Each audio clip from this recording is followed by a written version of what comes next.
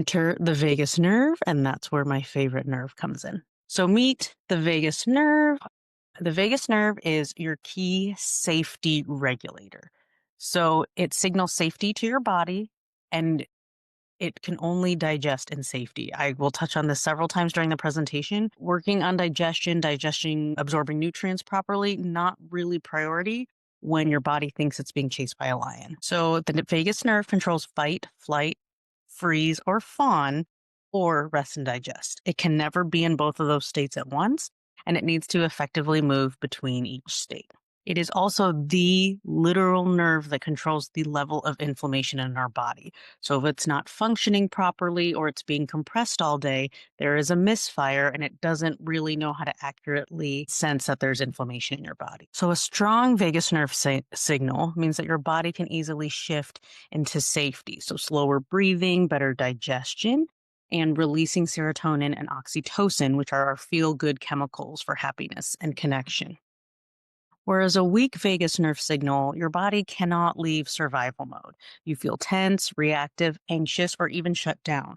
So one thing I wanted to highlight is the shutdown. A lot of people tell me that they're not in fight or flight, which can be true, but also in the same realm is freeze, which would be shut down. You just feel numb to everything, really no emotions.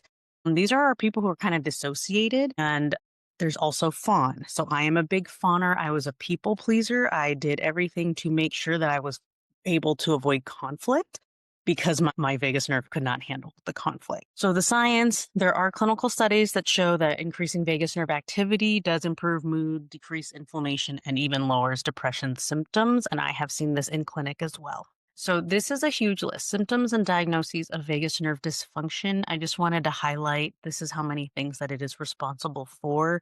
Again, you will find the list on my site. There's just too many to go over today.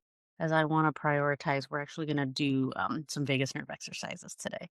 So pretty much any big pains, fibromyalgia, migraines, headaches, anything dealing with the heart and lungs, fainting is literally, truly the vagus nerve.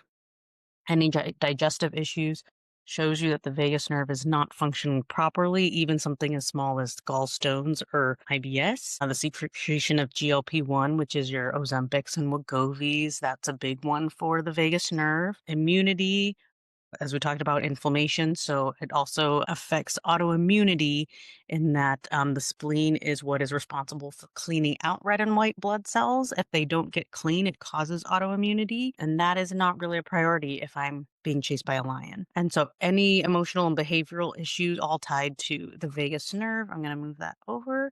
Because hormones as well. 20% of your thyroid hormones are synthesized in the gut. So the vagus nerve has a role in several things.